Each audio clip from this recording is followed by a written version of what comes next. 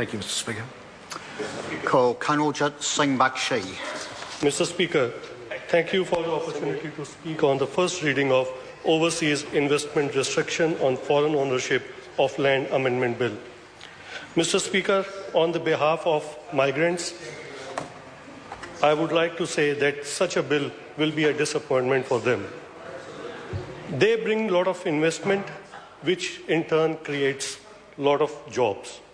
And such a bill will restrict them from bringing in the investment. I hope my good friend Raymond Ho will stand and join me in saying this on behalf of the migrants. This bill is designed to retain ownership and control of sensitive lands within New Zealand. It amends the Overseas Investment Act 2005 to prevent overseas persons from purchasing sensitive land. This critical bill also means that nobody can buy sensitive land unless they are citizen or ordinary resident, or any company which is 25% or more foreign owned. I call this critical for a number of reasons, Mr. Speaker. Our colleagues on the opposite side of this House want New Zealand to enjoy high standard of living, minimum wages to be raised, and want to compete with Australia.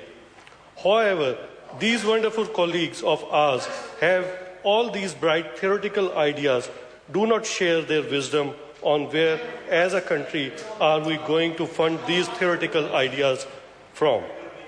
Our colleagues suggest we raise the company tax at the time when largest competitor and trading partner is contemplating lowering the tax rates. We do not need supercomputing brain to calculate that the impact of this decision on our economy, our businesses, and our jobs. Mr. Speaker, I also take this opportunity to remind my colleagues that most countries are facing the global financial crisis. This also means that the investors are looking for alternative to the traditional economic of Europe and America to invest. Thereby, I believe this is our opportunity to benefit from the current situation that New Zealand and the world at large is in. This is also our opportunity to provide our people with much more needed jobs and economic growth. This is definitely our opportunity, Mr. Speaker, to provide New Zealanders with kind of lifestyles that they are entitled to. As Right Honourable Prime Minister John Key said, we have been spending like first world countries. It is high time that we start earning and building our economy, which belongs to the first world.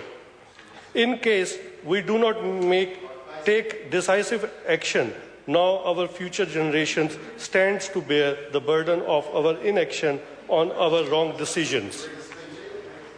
Mr. Speaker, this country needs overseas investments so that our business have access to much needed capital.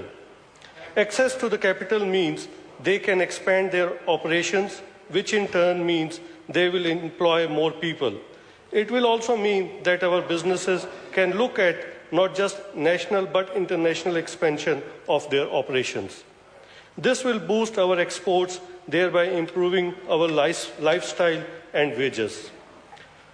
On one side, we talk New Zealand being an open and internationally competitive economy, and on the other hand, we have opposition members opposing that we turn New Zealand into a fortress where there is a limit to who can or who cannot invest.